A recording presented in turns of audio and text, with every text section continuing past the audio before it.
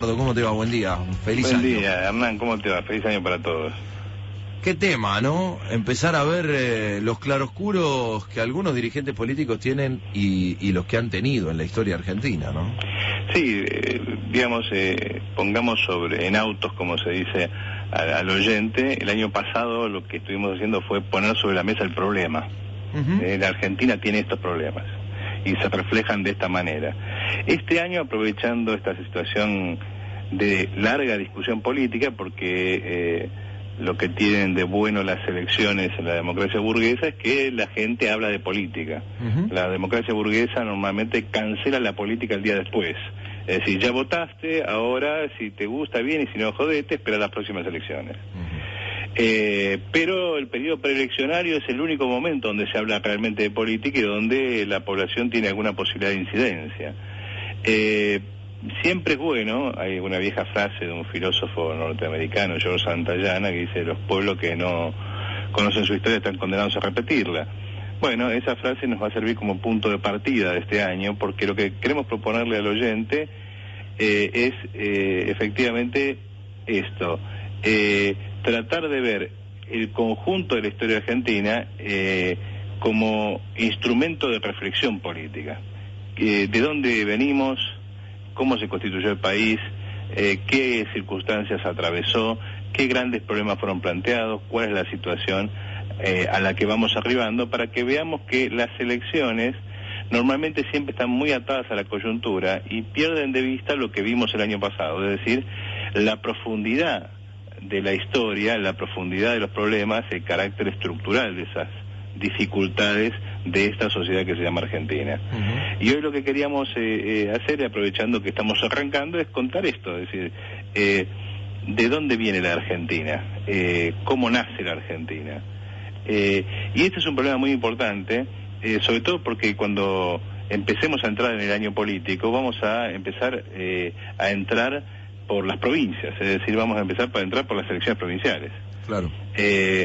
Normalmente siempre que el candidato presidencial oficial es fuerte, tiende a amontonar todas las elecciones provinciales, y los gobernadores tienden a hacerlo el mismo día de las presidenciales. Porque, digamos, ese candidato nacional va a arrastrar a todo el resto y va a ayudar a los partidarios provinciales a arrimar el bochín. Cuando el candidato oficial es débil o directamente no está, como Cristina, entonces los gobernadores tratan de despegarse, sobre todo en una situación de crisis, a los efectos de provincializar la elección. Así que este va a ser un año electoral bastante particular, aunque ya hemos vivido varios de estos años, donde prácticamente mes por mes vamos a tener una discusión política por la elección provincial en tal o cual provincia. De modo que entender cómo funciona la Argentina, cómo se estructura la Argentina desde su nacimiento, nos va a servir como primer marco de trabajo. Después, cuando vayamos viendo elecciones en las diferentes provincias, vamos incluso a contar las historias de las provincias, cuáles son sus peculiaridades, cuál es su estructura social, al respecto de que entendamos por qué la gente vota en tales lugares como vota. Pero bueno, arrancando con este tema, es decir, lo primero que tengo que preguntarse es, bueno, ¿cuándo nace la Argentina? Bueno, lo primero que se viene a la cabeza es mayo de 1810. Sí. Trampita que yo siempre le hago a los alumnos, bueno, ¿cuándo empieza la historia de la Argentina independiente? Entonces, inmediatamente, bueno, el 25 de mayo. No. Obviamente, para eso existe el 9 de julio, sí. 6 años después. Pero aún así, planteado de esa manera, si uno se preguntara por los orígenes más lejanos de la Argentina, es decir, cuando la Argentina empieza a nacer de alguna manera, empieza a surgir el germen de esto que tenemos hoy, hay que preguntarse por lo que estaba antes. ¿Sí? Lo que hoy llamamos Argentina, le anticipamos al oyente, recién empieza a existir en torno a la primera presidencia de Roca, o sea, en 1880. Ahora bien, hay toda una etapa preparatoria de ese proceso que culmina en la Constitución del Estado Nacional. Y esa etapa preparatoria nos lleva a la época de la colonia, e incluso antes. Recordemos que los españoles, cuando llegan a América, se asientan sobre los pueblos más avanzados, porque son los pueblos a los cuales se les puede extraer tributo, se les puede traer renta, y no tienden a poblar los territorios más vacíos ocupados por poblaciones de cazadores-recolectores. De modo que el corazón de la Argentina, lo que hoy es el corazón de Argentina, hacia 1680, 1700, cuando la colonización española ya está bien asentada, sí, es en realidad un lugar completamente marginal. Allí donde termina el mundo y donde termina la silla, digamos. Ese espacio es completamente marginal. Si uno piensa este problema, se pregunta por qué y dónde estaba el corazón de la vida económica de América en esa época. Estaba en Bolivia, o mejor dicho, en lo que hoy es Bolivia, en torno a la villa del Cerro de Potosí. Todavía existe la expresión vale un Potosí, para decir algo que vale mucho. ¿Por qué? Porque era la mina de plata más grande de toda América, comparable a la de Zacatecas en México, y los españoles habían venido aquí en busca de eso, de metal precioso, de oro y plata. ¿Por qué? Porque Europa crecía, necesitaba moneda y había una demanda muy fuerte de lo que hoy llamaríamos divisas, es decir, como si vinieran a buscar dólares, venían a buscar la materia con la cual se hacía la moneda. De ahí que la colonización española es básicamente una colonización por minerales, básicamente el oro y la plata. En Potosí estaba el corazón de América del Sur, es decir, si uno se preguntara hoy por dónde está el corazón de América del Sur, probablemente diría en un eje en torno a San Pablo, Buenos Aires. Sí. A nadie se le ocurría decir Bolivia. No. Bueno, entre 1650 y 1800 el corazón económico de América del Sur es lo que hoy es Bolivia, Potosí. Todo el mundo vivía o de trabajar en Potosí, o de vivir en Potosí, o de venderle a Potosí. Esto que llamamos hoy el corazón de la Argentina, La Pampa, no servía absolutamente para nada. Sí. No tenía ningún valor económico, no tenía ninguna utilidad práctica. ¿De qué vivía el noroeste argentino? Y el noroeste argentino en realidad era un espacio ligado a Potosí, es decir, era el sur de Potosí, no era el noroeste argentino. Exactamente. Sí. ¿Y vivía de qué? Y vivía de producir textiles para mantener la población de Potosí, que era muy grande. Hay que pensar que Potosí en 1700 más o menos tenía 150.000 habitantes, lo que era una bestialidad para la época, era la ciudad más grande de toda América del Sur. Estaba ligado al eje Lima-Callao, por ahí salía el oro y la plata que iban a parar mediante el monopolio comercial español a España. Es decir, España se llevaba todo lo que se extraía de aquí a cambio de mercancías que venían de España. No se podía comerciar de otra manera. Buenos Aires en ese punto era el lugar más alejado del imperio, era una cosa, era como si hoy habláramos de Ushuaia y más allá. Y en ese lugar, ¿qué función económica ocupaba Buenos Aires? Ninguna. Hacía dos cosas, que ya de alguna manera adelantan lo que es la Argentina también en algún sentido metafórico. Sí. Básicamente meter la mula. Por meter la mula se decía en la época producir mula, ¿no? Una mula es un animal de carga. Sí, en América del Sur no hay animales de carga. El guanaco, la llama no tienen suficiente capacidad de carga, y hay que pensar que en Potosí se producían toneladas y toneladas de metales que había que sacarlos a hombros de algo. Bueno, entonces se introduce la mula. En Buenos Aires se producían mulas, se hacían las cruzas con las cuales surgía ese animal tan duro para el trabajo. De chiquitito, hay que pensar que de Buenos Aires a Potosí hay más de 2.000 kilómetros, de chiquito se lo sacaba a caminar, el bicho crecía por el camino, tardaba 3 meses caminando, 4 a Córdoba, ahí lo engordaban, otros 3 o 4 meses caminando a Jujuy, ahí lo engordaban de vuelta, y otro tanto para llegar allá, o sea, crecía en el camino. Buenos Aires en esa época tenía 800 habitantes. Impresionante, Pensemos lo que significa 800 habitantes contra 150.000. O sea, Buenos Aires no era nada, absolutamente nada. De que vivía de esto, que era un negocio muy pobre, y además de otra forma de meter la mula, que era el contrabando. Claro. Buenos Aires vivía de contrabando. En todo ese sentido, ¿no? Meter la mula en ambos sentidos. Claro, entonces, es más, los portugueses crearon una ciudad específicamente dedicada a contrabandear con Buenos Aires, porque los portugueses y los ingleses trataban de arañar un poco del oro y la plata que salía por Potosí vía Lima a España, y una de las formas era contrabandear por la otra punta del imperio. Y se crea una ciudad específicamente dedicada a eso, que es Colonia. Colonia de Sacramento es una ciudad creada para contrabandear. Ese contrabando daba lugar a que, eso fuera un asiento portugués. Cuando la corona española se sentía fuerte, lo recapturaba, y cuando estaba débil lo perdía y volvía contrabando. Cualquier turista que va a Colonia lo va a percibir, porque Colonia es una ciudad mitad portuguesa, mitad española.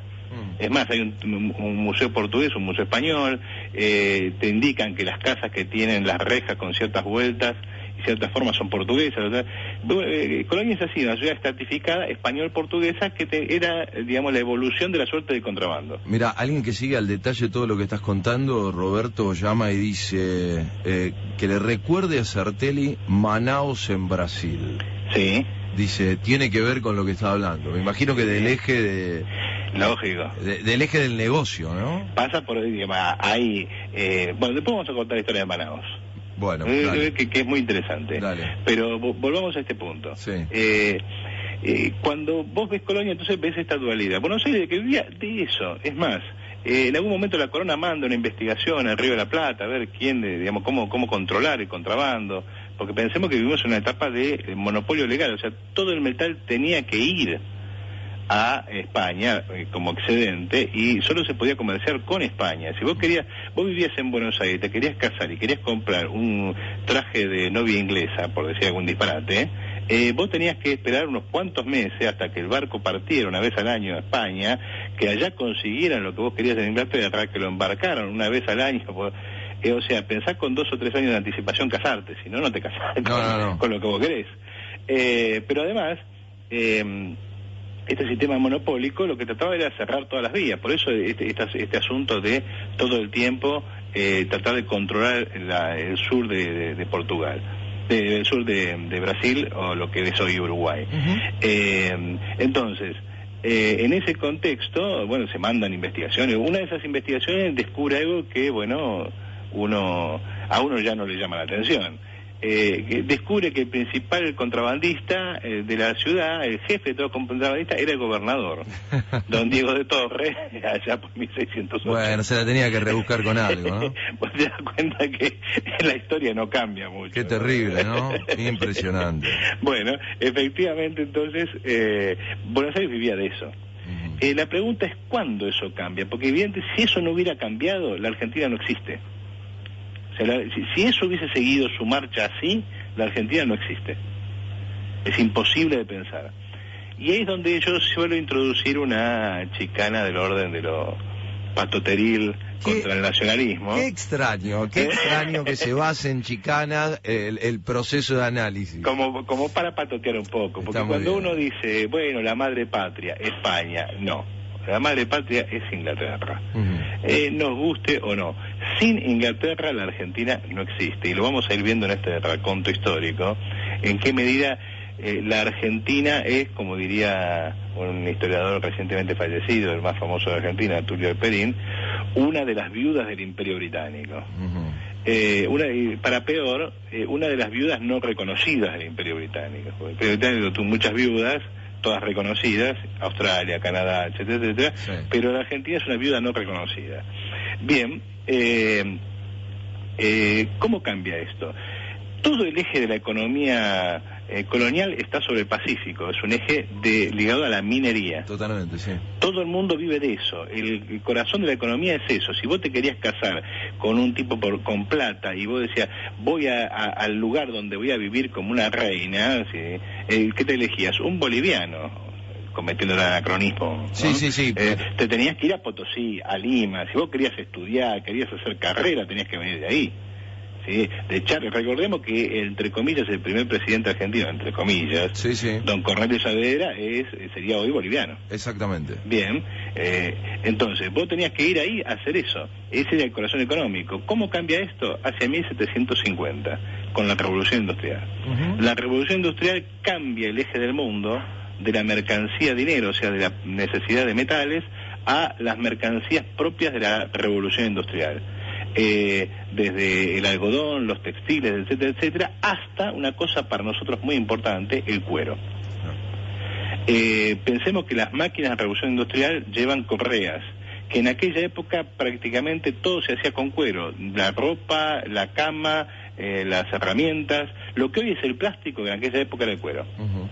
Bueno, en ese contexto de mercancías necesarias para la revolución industrial, por ejemplo, las plantas de uso industrial, las plantas que usan textil que producen colorantes para teñir las telas, todo eso va a girar hacia Inglaterra inmediatamente.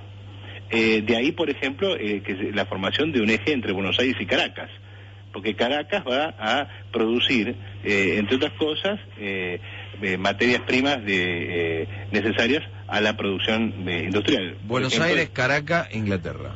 Exactamente. Ese es el eje, o sea, el eje que estaba en el Atlántico y que tenía como lógica Potosí, cambió a partir de... Eso es lo que los historiadores llamamos, algunos historiadores llamamos atlantización. Es decir, del eje del Pacífico, la economía empieza a correrse hacia el Atlántico. Y lo que eran las tierras inútiles empiezan a transformarse en el corazón de la nueva riqueza. En el caso, entre comillas, argentino, el corazón de esa riqueza empieza a ser la pampa y sobre todo las vacas, que en aquella época no se criaban, sino que se cazaban. La vaquería era eso, un permiso para cazar vacas. Vos te presentabas al virrey, le decías, quiero cazar vacas, te daban un permiso y vos ibas de, qué sé yo, desde Tigre hasta, no sé, hasta el sur de Entre Ríos, podés cazar vacas. Y vos ibas, cazabas vacas, sacabas el cuero, y el cuero era lo que se vendía. Después el resto del animal servía para muy poco, no había un abasto de carne tan grande como para tener que darle de comer a tanta gente, por lo tanto la carne normalmente quedaba tirada. Los gauchos se decía que se comían lo más rico de la vaca, que era la lengua, eso significaba la aparición de una forma de economía local muy importante, por lo menos para la magnitud de lo que estamos hablando. Eso va a dar pie al surgimiento incluso de una nueva clase, los hacendados. Los hacendados son los titulares de las vaquerías. ¿Qué son los hacendados? La primer burguesía argentina. Y ahí encontramos a gente como Alvear, apellidos que se van a mantener, ¿no? Lo que después se va a llamar la oligarquía, cuya historia vamos a contar. Mira, vos sabés que estaba pensando, cuando vos hacías referencia al tema Potosí y demás, en algún momento nosotros hemos hablado de uno de los minerales muy importantes que se encuentran y que es la base de la energía a baterías, que se encuentra en el norte de nuestro país y en Bolivia. Y pensaba si tal vez en algún momento no va a haber otro eje importante, no sé si va a sustituir al eje ya establecido, pero no va a haber un eje importante en cuanto a las riquezas minerales que se encuentran todavía ahí y que van a ser fundamentales en el tema energético, como es el ion. Bueno, mira, una de las cosas que tenemos que acostumbrarnos en este cuento que vamos a hacer de acá hace fin de año, que es un cuento, bueno, le aclaramos al oyente, muy simplificado. Esto que yo estoy explicando es la primera clase de historia económica que yo doy, por ejemplo, en la Universidad de La Plata, y que esto me lleva 2 clases de 2 horas. Nosotros, viste que en radio hacemos lo que podemos. Acá hay que simplificar, y la simplificación es buena. Y está bien, sí. Porque efectivamente uno se lleva una idea. Mirá, una idea. Al igual que lo vemos con Alejandro, con el que vamos recorriendo quizás hitos históricos que tienen mucho más que ver con cuestión de efemérides y demás, y con los cuales hemos recorrido en algún momento el desarrollo de Paraguay, por ejemplo, en una época, estoy recordando ahora que venimos desde el Pacífico, el eje Pacífico, pensar, no Paraguay del eje Pacífico, pero pensar en poblaciones de América Latina con un desarrollo que después fueron arrolladas por las potencias ya latinoamericanas. Con esta idea, lo que hemos generado en pequeños capítulos es que del otro lado hay mucha gente que encuentra esto como trampolín para ir a buscar bibliografía. Claro. Y me parece que es clave. Al hacerlo bien cortito y saltear, obviamente, muchos datos que serían enriquecedores, hay muchos que seguramente les generará un disparador, y por qué no en plenas vacaciones para estar panza arriba y porque leyendo. Además, digamos, más de un oyente que seguramente tiene conocimiento sobre los temas que uno va hablando, ya acá falta esto, acá falta lo otro. Sí, eso es así, pero lo que queremos hacer es esto, una especie de filigrana. Primero porque el tiempo nos lleva a eso, y segundo porque es la función de este espacio, disparar, por eso la idea de ser un poco patotero. Por eso la chicana siempre. Claro, entonces, un poco como para ir redondeando esta chicana, la idea es esta, es decir, sin la revolución industrial la Argentina no existe. Y la revolución industrial es la que va a hacer posible que este espacio inútil, hasta ese momento, se transforme en el corazón de una economía y en el corazón de varios países. Si no existe Venezuela sin esto, no existe Brasil sin esto, no existe Uruguay, no existe la Argentina. Estamos hablando de la economía más importante de América del Sur. La revolución industrial es el primer punto de nacimiento de la Argentina. Es decir, si nosotros digo, ¿cuándo empieza a gestarse? ¿Cuándo el óvulo se junta con el espermatozoide? Ahí. Revolución industrial. La revolución industrial. La revolución industrial es lo que va a hacer que estos países se habiliten como actividades económicas rentables y va sobre todo a generar las clases fundamentales que van a después explicar por qué va a haber una revolución. Bien, bueno, ahí... la burguesía por un lado, los hacendados, y también la clase obrera. Cuando hablamos de gauchos hablamos de eso. Bien, ahí volveremos, en ese capítulo volveremos el próximo lunes. Exactamente, pibe. Eduardo, un abrazo, buen comienzo del año y seguiremos recorriendo la historia para saber de qué se trata. Dale, un abrazo para todos. Chau, chau. La historia para saber de qué se trata. Dale, un abrazo para todos. Chau, chau. La historia para saber de qué se trata. Dale, un abrazo para todos. Chau, chau.